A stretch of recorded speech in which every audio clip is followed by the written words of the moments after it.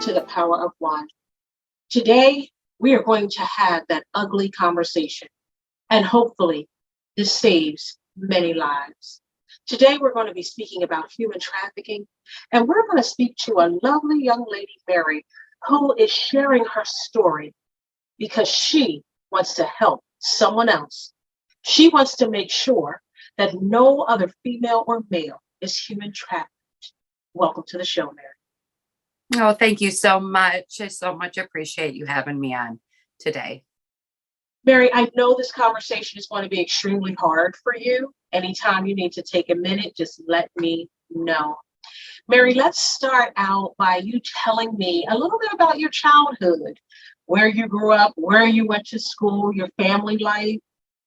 Sure. So I was raised in Minnesota. I was actually born in Minnesota, and then we moved to South Dakota. So I would say I had a pretty much a typical, whatever typical is, upbringing. My mom and dad both were professionals. I attended a Christian high school and I started in a Christian college.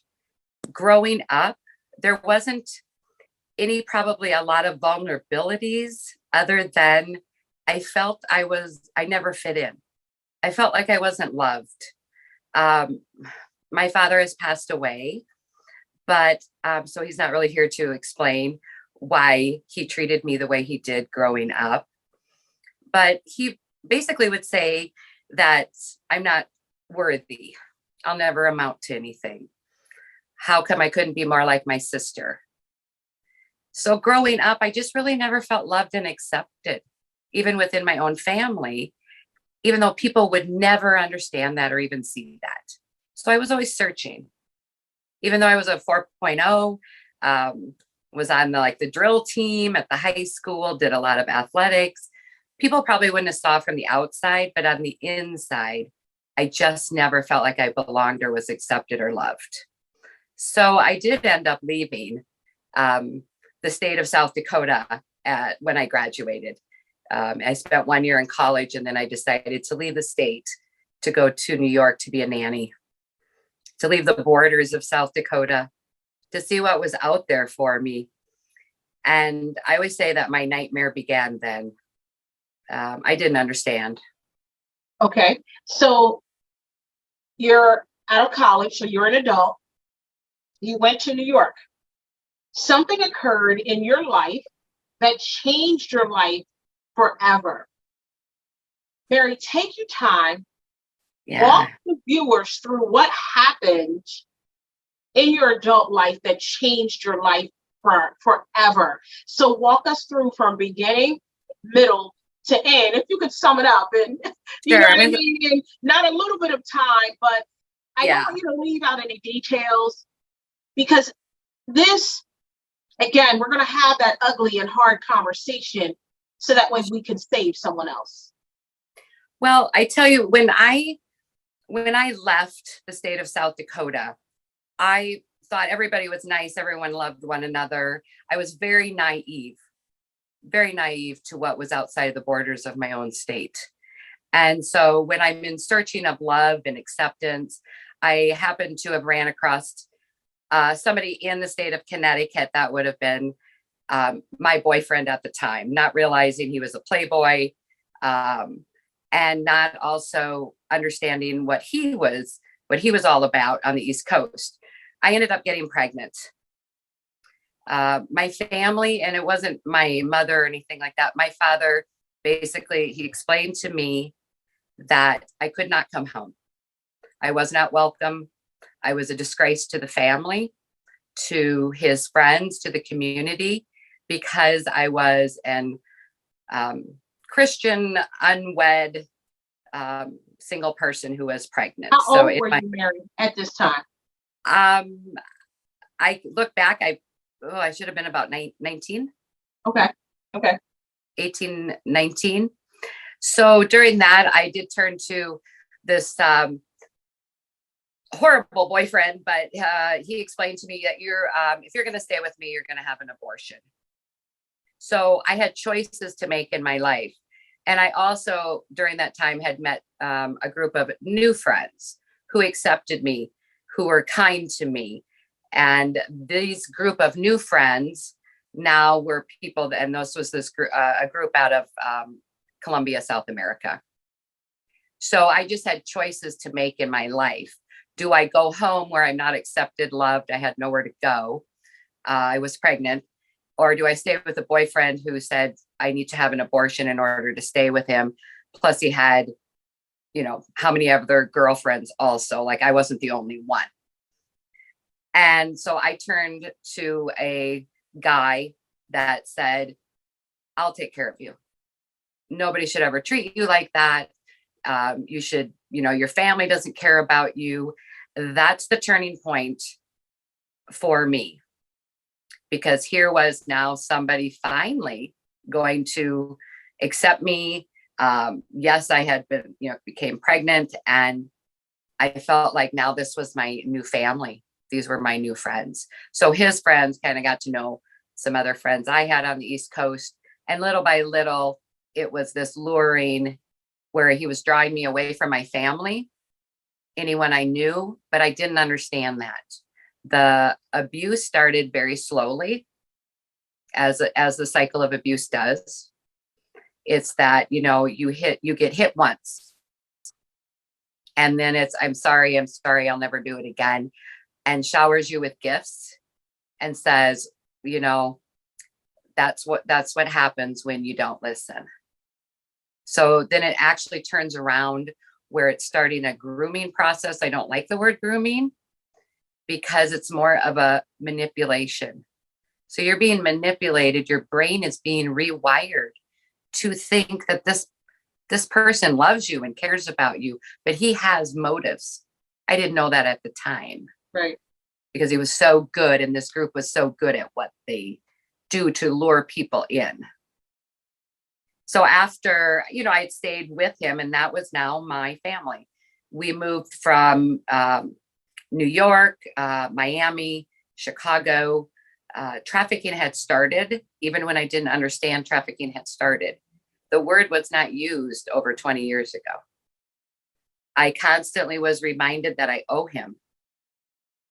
I owe him because he saved me from my horrible family, from a horrible ex-boyfriend, and that he saved me. So it was a very slow process on that side of it, but the abuse is a constant, that reward and punishment. And so somebody who has been through domestic violence, please seek help. Please talk to someone about that, because you're worth more than that.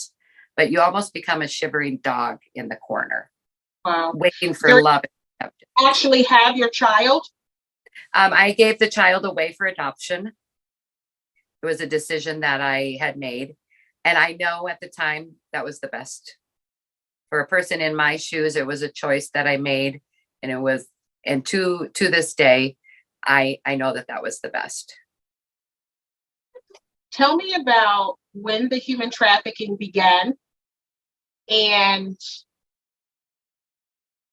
what were some of the things that occurred that you knew this was not right, but again, he already has those mental chains wrapped around you. So tell me about when the human trafficking began. So I would say the first time I was sold, I don't understand that I was sold. It was a part that I owed him. I don't understand why he did what he did. It's very difficult to say when that change happened for the person that you love, and I did end up marrying him, that he's selling you because you don't see an exchange of money. You don't see what's happening. You don't know the reasons behind it. You just know that you owe your boyfriend, your husband.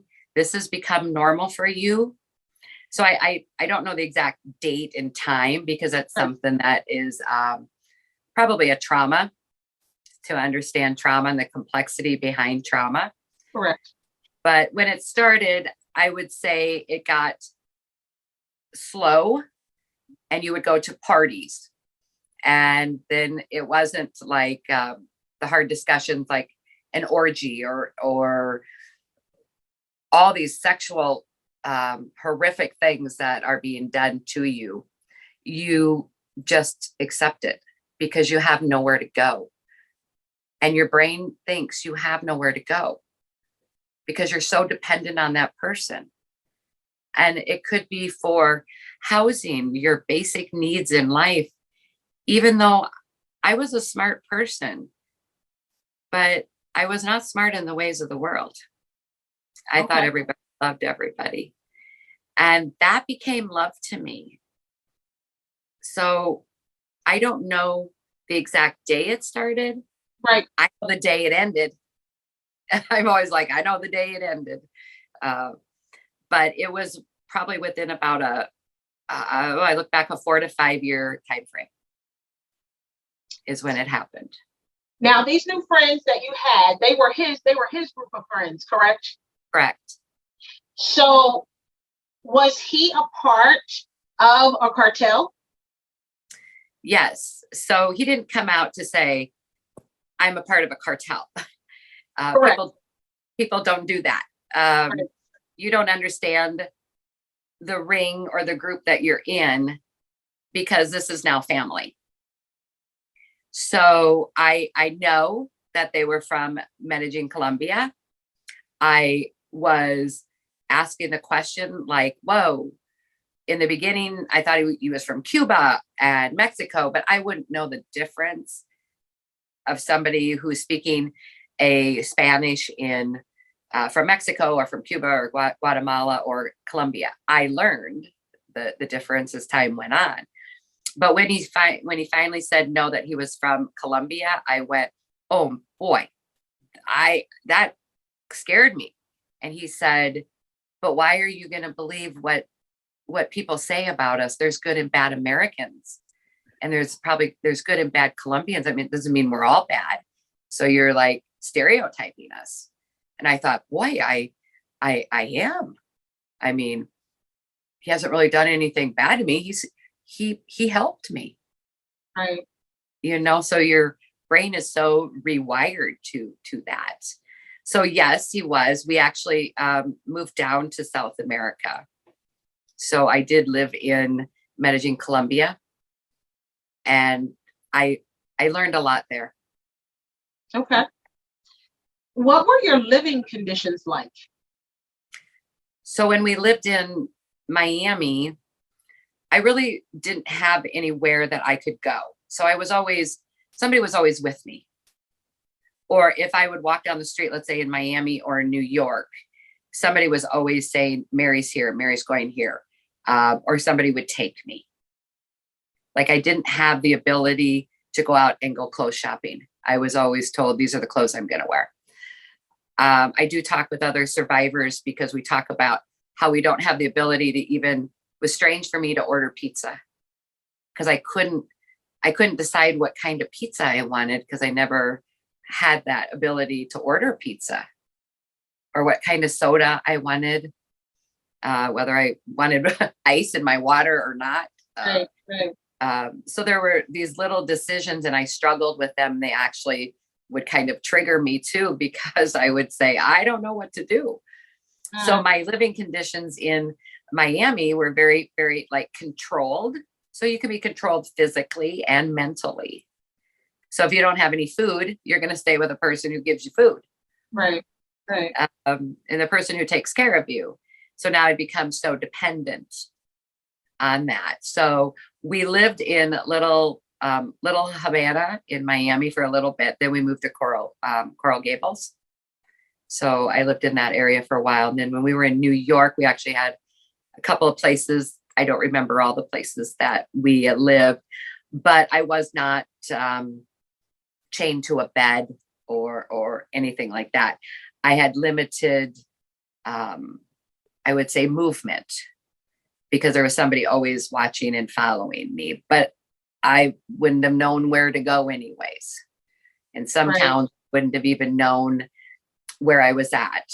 So I know a lot of my, even though I am a US citizen, my driver's license and social security card and all that were taken. I gave them to my ex. So by that point too, it wouldn't have mattered because I already believed and was programmed to believe that my family didn't love me or even care about me.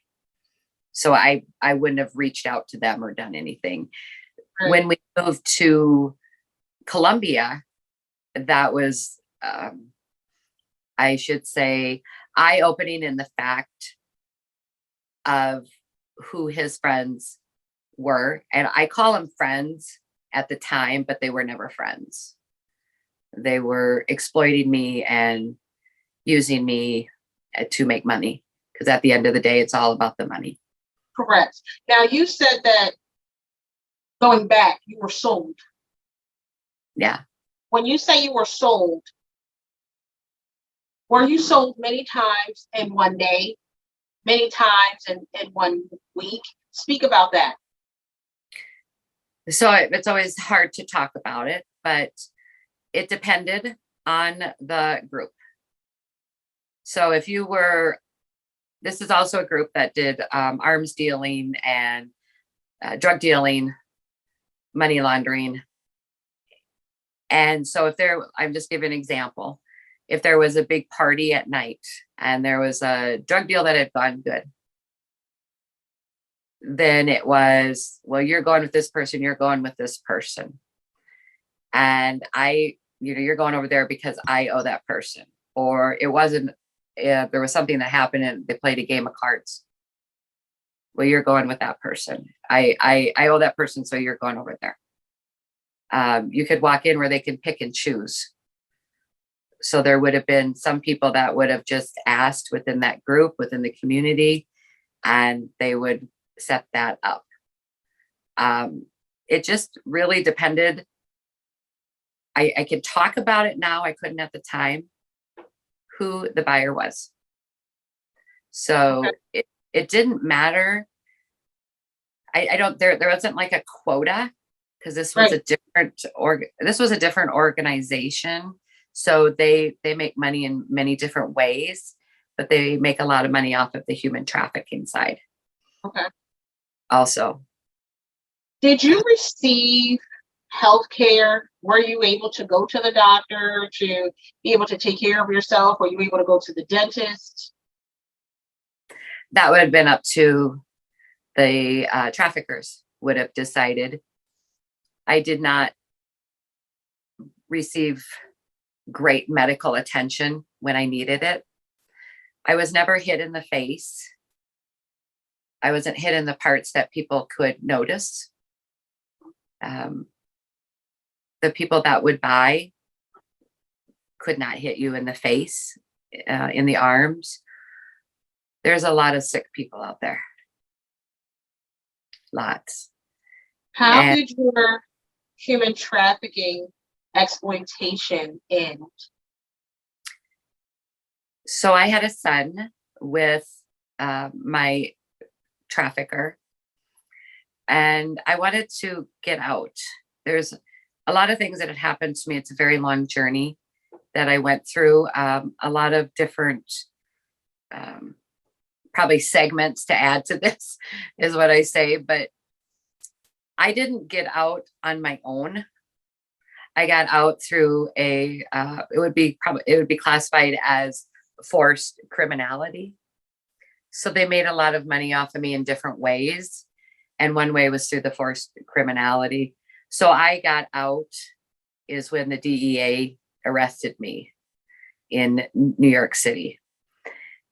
And from there was the journey to come home and to get my son. So it has definitely been a long journey. What were you arrested for? For importation. I didn't have it on me, and I wasn't on an airplane. This is facilitated through larger poundage kilos. I have never tried cocaine a day in my life, but I was arrested with a lot for importation through things that were imported through, I think, customs and everything, but it wasn't physically on me. So they would use my name, my social security number, because I was a US citizen, and I didn't understand what they were all doing until the very end when I wanted to get out because something happened where I'm like, I want to go home. I don't understand what's happening to me. And I had a son. And I said, I want to be a person. I don't get it. I don't even understand trafficking. That word wasn't used. Sex trafficking, labor trafficking, cartels. I was so confused. It was so hard to understand. And I wanted to go home. And when they told me, no, you don't get to go home. You have to do this one last thing for us. And I'm like, what? I don't understand everything I've been doing. I don't get it. And when I finally learned something, I called and I tried to get help, but nobody would help me because my son was born in a foreign country. So they held him so that I would do this forced criminality. And so I did. And I was arrested and I did explain what had happened. And that my son was still in Colombia and I needed to do this in order to get my son out. And people knew what happened to me, but there wasn't anything to be done at the time. And so I pled guilty. I accepted the responsibility for what I've done. But I still had such a long journey to even understand who these people were, what happened to me, how I was so exploited in many different ways. And now I use that voice to say it doesn't know any boundaries. There's a lot more vulnerable people out there because of sexual exploitation as a child, rape as a child, being sold from, like if your parents had sold you, homelessness, drug addiction. I didn't have any of those. But that's a more vulnerable crowd because the traffickers are like vultures. They fly over and they see your vulnerability. And when it's there, they'll swoop in. And I was naive enough to think that people cared about me at that time. So when I came home, which I eventually did come home, then I got my son. And that's a whole segment in itself. How did I get my son out? But I can speak up now and talk about what happened. Yeah. Because my traffickers are dead, have been killed. My ex has been murdered. The people that murdered him. And now I'm free because there is, I don't think anyone's out to hurt me anymore. And that's been many Was years. your ex murdered when you were locked up shortly after you got out?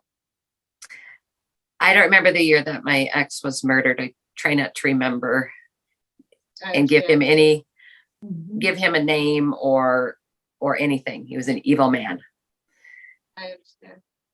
How long after your experience did you gain the desire to educate others on what happened to you and not be embarrassed because Yes. it wasn't your fault? You don't want people to judge you. How long after your experience did you say to yourself, I need to tell my story to help others? Many years. Okay. Because there's no services back then. So there's no identification or red flag. I mean, there were red flags everywhere. I mean, I went into some of the hospitals and in the ER while I was being trafficked, but there was always somebody with me when I came out.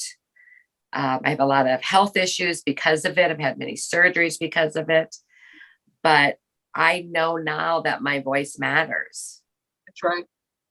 And it took me a long time to not be quiet and embarrassed to talk about something that shouldn't happen to people. That's right. And to educate and to say that we are worth it and we're human beings and we are not commodities. I was told I was a commodity. Wow. And I would say it's not till I met Call to Freedom. Mm.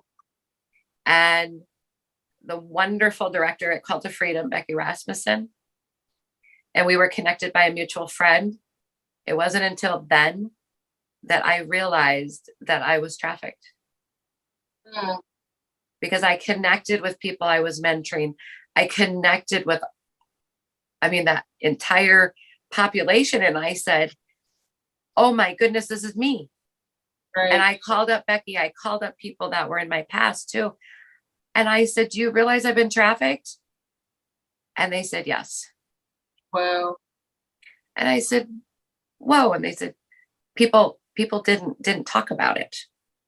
Right. So it was like people wanted me to be quiet, that it didn't happen in the United States, didn't definitely happen in a rural community and in a small town. And so I was told to be quiet, but it wasn't until Call to Freedom. And I am grateful for Call to Freedom services they provide.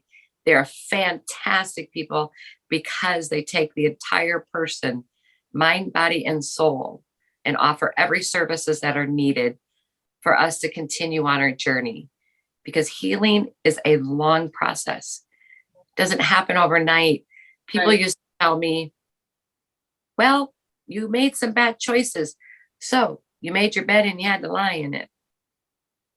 And then you come home. Well, you're out of the situation, so you're healed. And I thought I was until I couldn't handle myself, even when I came home. Yeah. I was doing a fight, flight, freeze, or fawn. I couldn't hold a job. I couldn't do any of that. So it wasn't until Call to Freedom that I actually was doing more now than simply surviving. I was no longer a victim, and I'm more than a survivor. And so I thrive in life, and and we call ourselves overcomers also, because we overcame this. It doesn't define us. Right. And we know that we matter. Well, Mary, I thank you so much for sharing your story and having the strength to do so. I truly thank you. And I am so glad that you made it out to tell your story. Thank you for joining me today. Thank you. Thank you so much for joining us today and sharing your story. There are people who are human trafficked. Please understand there's no judgment towards you. There are great agencies that can help you and offer you therapy so you can begin to heal. Peace and blessings.